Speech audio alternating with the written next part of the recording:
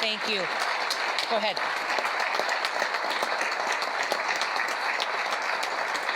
Thank you. Thank you. Well, good afternoon. Lieutenant Governor Roden, Mr. Speaker, members of the House and the Senate, and my fellow South Dakotans. Today, before I begin, I would like to thank some folks that put a lot of work into this budget proposal today.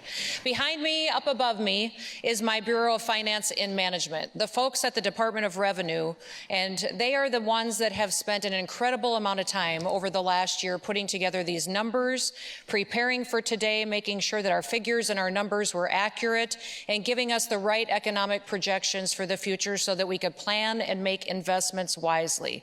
I am so grateful for what they do for the state of South Dakota. They perform their work with excellence, and would you all please stand and help me thank them for all the work that they do to help us here in the state of South Dakota.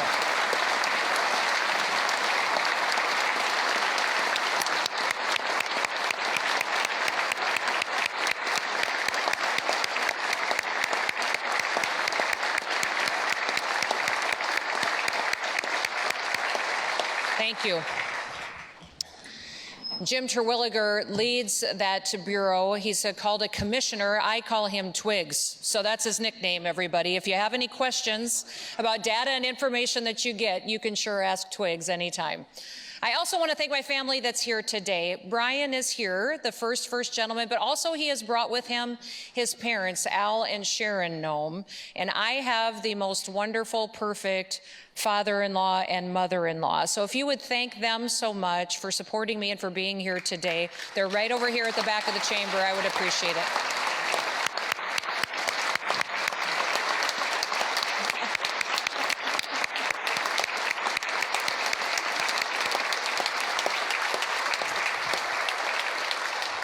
Thank you. Now, today I'm going to present my budget to you for consideration. And this budget will cover the remainder of fiscal year 2023 and all of fiscal year 2024.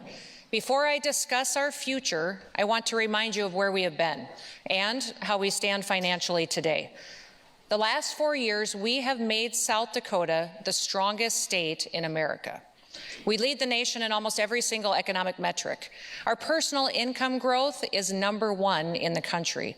And over the last year, both our new housing development and our new business applications have been the best in America. Our kids lead the nation in educational outcomes, and we are breaking tourism records year after year.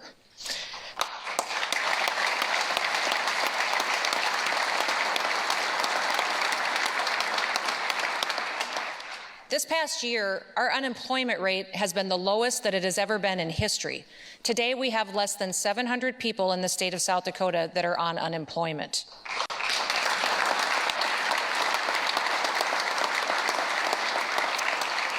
Our population is expanding at 10 times the national average, and I will continue to recruit freedom-loving Americans to come join us here in South Dakota, particularly those that can fill our high-demand job positions that we need. My budget today will help address a lot of those workforce challenges that we have as well. Now, South Dakota's government is small, but it's effective. While we've grown, we've also been fiscally responsible. We've had the best funded pension plan in the country. We continue to have a AAA credit rating, and we balance our budget.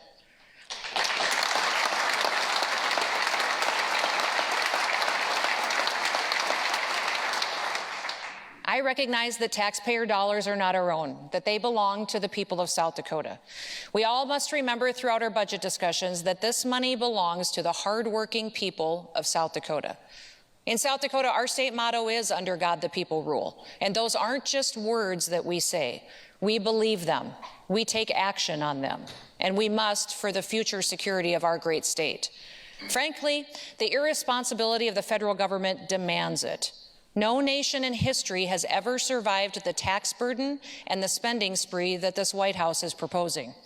They haven't balanced the federal budget in decades. Congress continues to raise the debt limit with no plan for spending, and leaders in Washington, D.C. print money only to turn it into debt and go into debt with foreign entities that are our enemies. Then they declare that they must reach into the pockets of everyday Americans and grab more of their earnings to keep us safe, ensure law and order, and to subsidize programs designed to enslave families to government. We have seen the incredible power grab of these leaders the past few years. They have used unconstitutional actions and the enticement of more money to take unprecedented action, to make people more dependent, to make people weak and apathetic. It is irresponsible and it is wrong. That is not how we run our state. We make the hard decisions. We recognize that a limited government respects people and their dollars, and that's the best way to preserve the American dream for our children and for our grandchildren. We don't make decisions that only benefit us today. We look far into the future and we realize the ramifications of our decisions and make the hard choices so that future South Dakotans have the chance to grow up in a place of opportunity and freedom. Now, the nation is watching how this body makes decisions. That may not have been true 5 or 10 years ago. Whether you like it or not, people now know where South Dakota is. They see this state as a beacon of hope, a place of liberty. How you decide to govern, how you budget, and you communicate to our people will be watched. It will be evaluated, and it will be judged. Has your job gotten easier with more revenue? I would say no. It is much harder. We must be disciplined to protect our people from an expansion of government in our lives through new programs and subsidies. Let's not forget that government should be beholden to the people and not the other way around.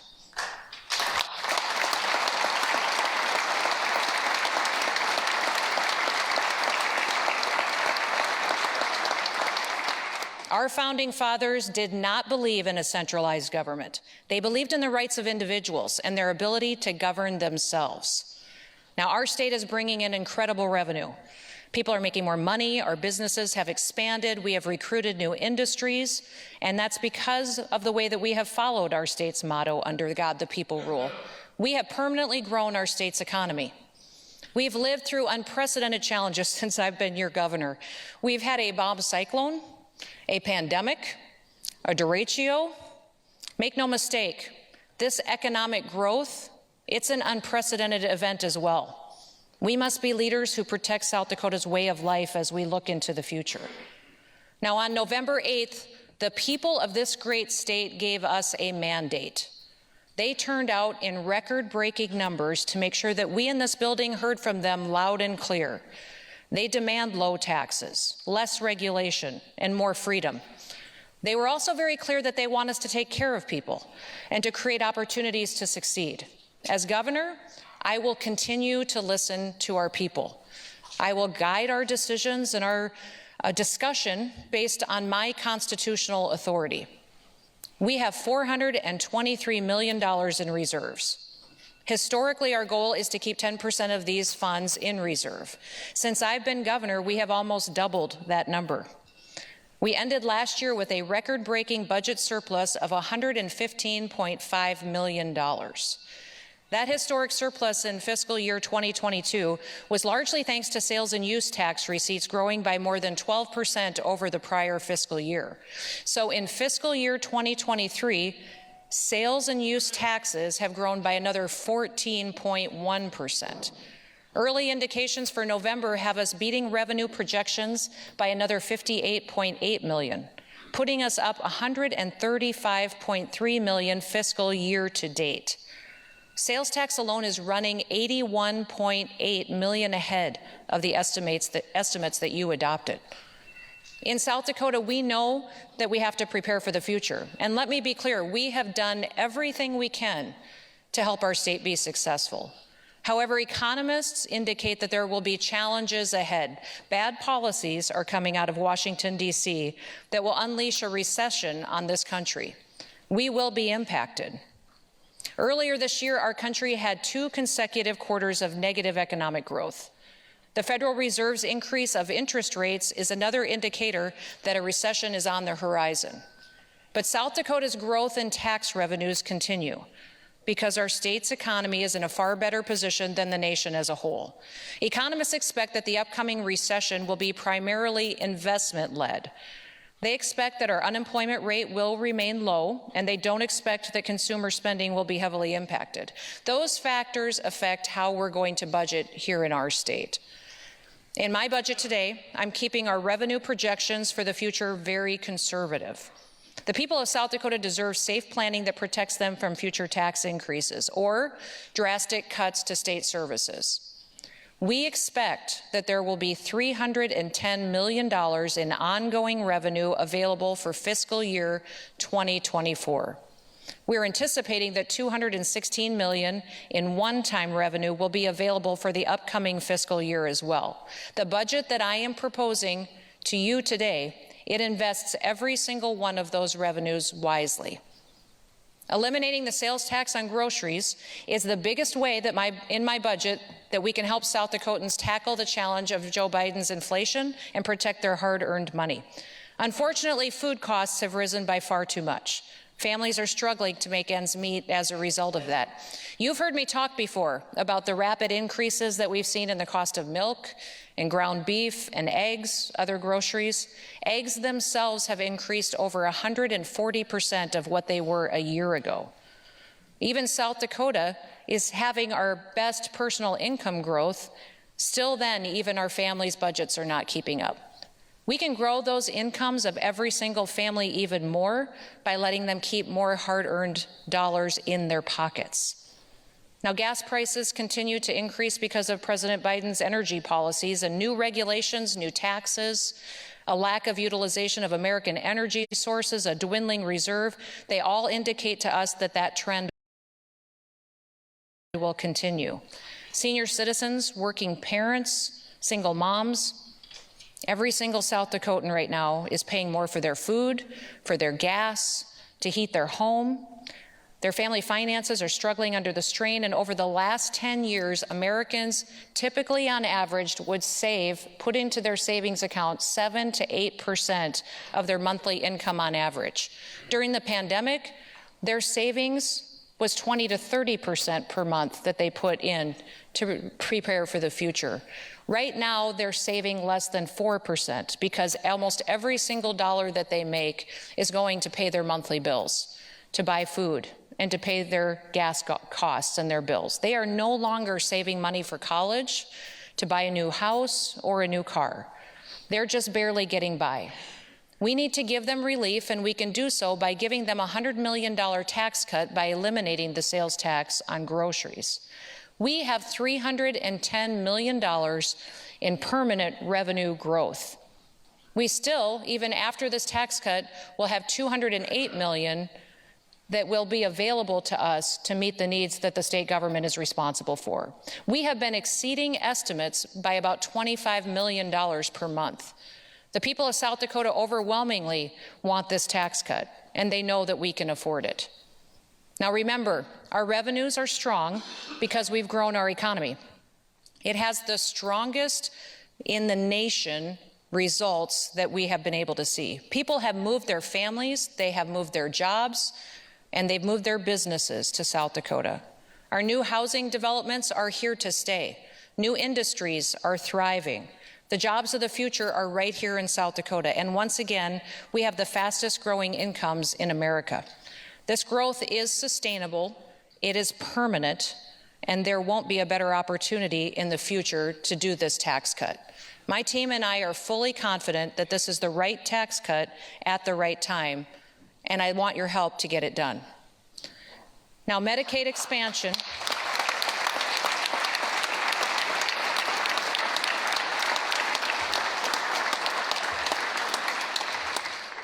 Medicaid expansion passed on the ballot, and therefore it will be implemented. In every other state where Medicaid expansion was passed, the costs exceeded their expectations. That's why this past year we did our homework, we researched those states, we consulted with experts to put together this budget plan to ensure that the law would be followed. The federal government incentivizes states to implement Medicaid by subsidizing costs the first few years. After that, the burden is going to fall on the state. The first year, the cost for Medicaid expansion will be $66 million. The state's responsibility will be $13 million because the rest will be covered by the federal government. In the second year, the cost will be $70 million and the state will pay $16 million of that. After that, the responsibility for the program falls to us. We expect that the cost of Medicaid expansion will be $66 million in year one, that in year two, it will be just under $70 million, and it will rise to a cost of more than $80 million by year five. Now, make no mistake, the expansion of Medicaid, as it was passed on the November ballot in South Dakota, is an expansion of a government program. It will give free health care to a population in our state that the majority of them are able-bodied single males. Our goal in policy should always be to give people the opportunity to have more freedom in health care options, not government-run programs. Let's keep that in mind in the coming days and give people the dignity and the responsive and responsible health care that they can control, not the government.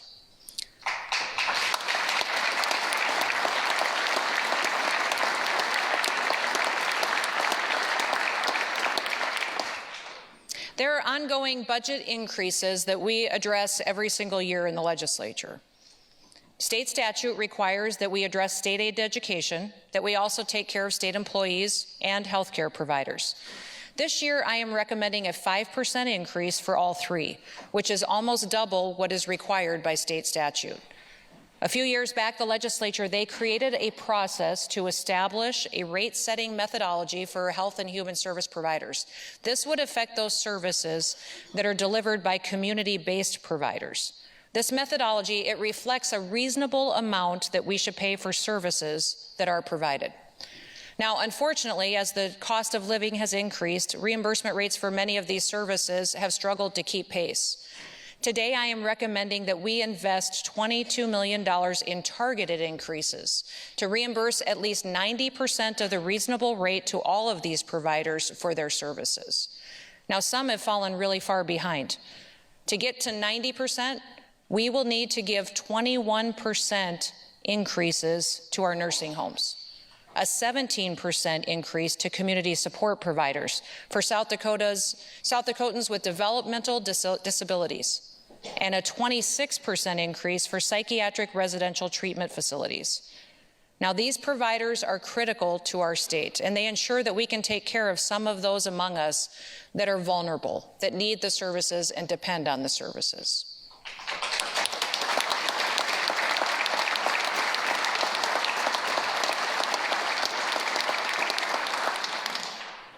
We must address the fact that we are having a very difficult time also recruiting state employees. Today, they're falling behind industry, and we often train people for their positions only to have them leave for jobs elsewhere.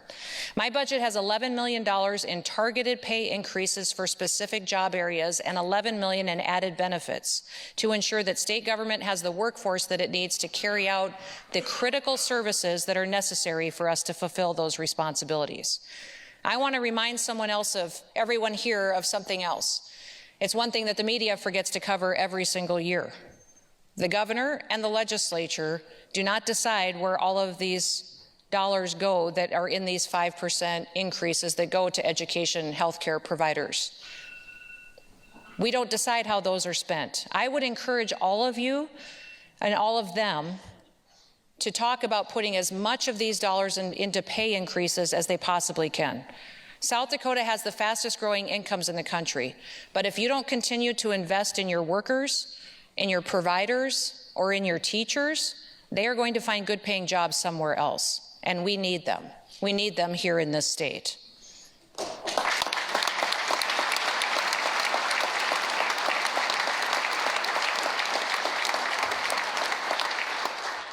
Because of President Biden's inflation, building projects that have already received your legislative approval are coming in far over budget.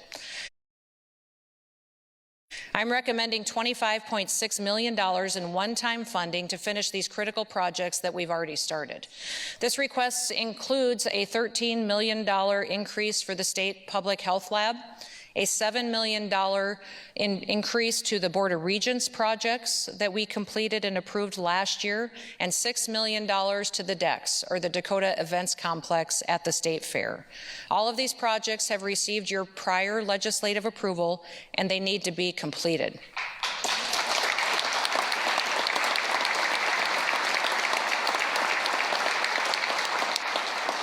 Margaret Thatcher once famously said that there is no such thing as society. There are individual men and women, and there are families. Well, amen, sister. We have talked here about building stronger families since I've been your governor. When I became your governor, I implemented paid family leave for state employees. We told state employees that if they were bringing a new child into their home, whether by birth or by adoption, that the state would cover 60% of their pay via paid family leave. Today, I'm announcing that we will be extending that benefit to cover 100% of pay for state employees. That will cost us $3 million in ongoing funds. One of the biggest challenges facing our state overall is workforce. Too often, new parents have to leave the workforce when a new child joins their family. Those early days are so crucial to give moms and dads the opportunity to bond with the new child. By extending paid family leave opportunities, we can help those workers and we can help families. To do this, I'm including a $20 million one-time incentive spread out over 4 years to incentivize private businesses to buy into a new paid family leave opportunity.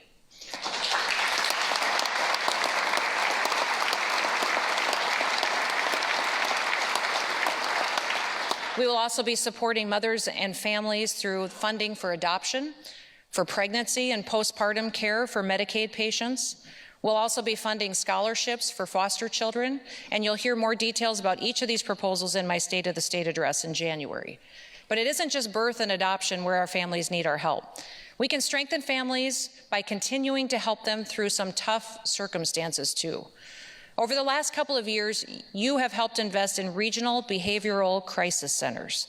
Too often when someone is experiencing a mental health crisis, they just end up in jail or in an emergency room. That isn't how we get people the help that they need. It isn't a responsible use of taxpayer dollars. These facilities will help these individuals get better care as soon as possible and much closer to home.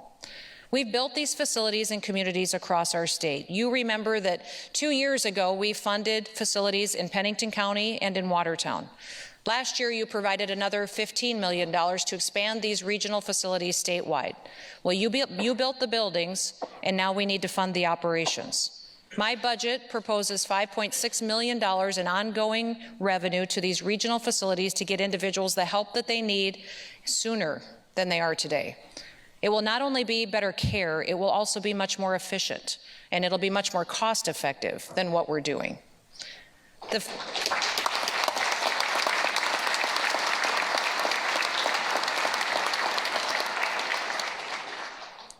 final way that this budget is going to continue to build on South Dakota's strengths is by investing in our public safety and our infrastructure. These are the core functions of state government. Over the last 4 years, we have made tremendous progress and improvement in our infrastructure. We've repaired dams, roads, bridges. We built railroads to help support South Dakota's incredible growth. My budget continues to guarantee our state's public safety as well. South Dakota has set itself apart as a place that respects law enforcement. We respect our military. We realize that our people can't enjoy this state's tremendous freedom if they're not safe in their homes and in our streets. Last year, we started the hard work of addressing the challenges within the Department of Corrections and in our prison system. We put $86 million into an incarceration construction fund, and we funded $3.8 million for land and design costs for a new women's minimum security prison out in Rapid City. The new incarceration task force has agreed with all of those recommendations. The engineering and design process came back with dollar figure estimates, and updated population projections indicate that we're going to need 300 beds at this new women's facility. The cost estimate for construction is $200,000 per bed, or $60 million total. Now, we can cover this cost with the money that you set aside in the Incarceration Construction Fund. My budget reflects that. But we also need to address the state penitentiary. We know it's outdated, we know it's not compliant with ADA requirements, and it's overcrowded. It's been an issue not just this year, but long before I was your governor. I'm recommending that we take the same multi-year approach that you've taken with the women's prison in Rapid City. My budget includes $52 million in funding to purchase land, and to conduct engineering and design for a new facility. $27 million of that will come from the remaining dollars that are in the Incarceration Construction Fund, and $25 million will be from one-time general funds. I'm recommending that we transfer excess funds that are above and beyond the traditional 10% in reserves and address this situation. You remember we talked about that when we put excess dollars at the 12% and 14% last year, that we needed to do so to prepare for this type of a build. We have to always been able to do what is our responsibility here in the state of South Dakota, but we also have a responsibility to not just build the prisons that we need to keep people safe and to do and care for them well while they are in our responsibility. We also need and have a responsibility to secure people's personal information. We can't do that with our current operational system that we're using in state government today. Our state's accounting and our software system is 35 years old. It's vulnerable to hackers, and it is in danger of crashing in the future. Imagine using the same computer that you used 35 years ago. Many of you wouldn't even dream of it, yet our state is still doing that. Also, we have no backup for this outdated system, which is a major security system when it comes to people's personal information, and it comes with incredible liabilities as well. Think about all of our agencies and all the personal information that they are responsible to help secure for the people of South Dakota. For instance, the Department of Health and all the healthcare information that they hold for individuals. Think about social services and their casework. Think about child protective programs, to name a few. Now, we have and need technology systems that will ensure privacy for all of our citizens. Every single hour, our state servers encounter thousands of hacking attempts. We need a system that will ensure privacy for all of our citizens. It will take us 4 years and $70 million in one-time funding to replace this accounting system, but we have to get it done. We don't want to look back and wish that we had taken this threat seriously. My budget also provides one-time funding to upgrade the state's emergency alert system and to upgrade remaining state radio infrastructure to support our law enforcement. Now, they are our heroes, but they have to have the tools and the equipment that they need to continue to serve our state.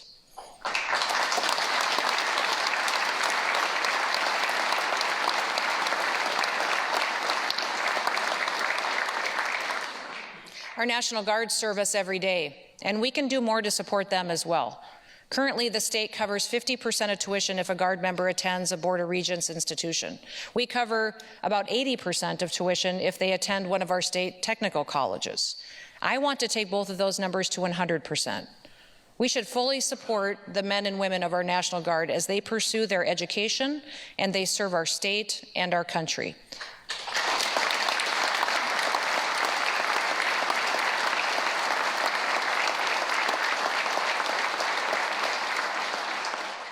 We're also going to address the needs of finishing the Sioux Falls Readiness Center, and we're going to be providing $8 million in additional federal fund authority to help them complete that project.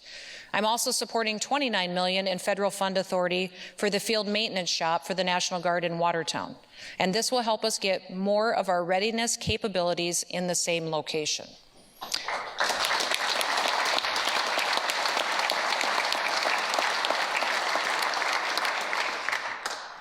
Now, I love South Dakota. It is a beacon of hope for the rest of the nation, for what is possible when you follow conservative principles and fiscal responsibility. We have become a success story because we keep government limited, and we live within our means. Our blessings don't just happen to us. Oh yes, God is good all the time, all the time. But we have choices to make that will come with consequences for generations to come. If we are wise, we will preserve for our children the last best hope on earth.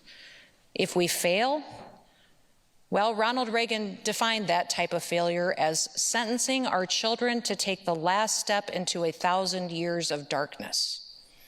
Well, I have faith that we will be up to the task at hand, that we will remember the sacrifices of our founding fathers, the blood shed by the greatest generation so that you can be here in this chamber today, and the commitment of our deployed military who stand right now in harm's way so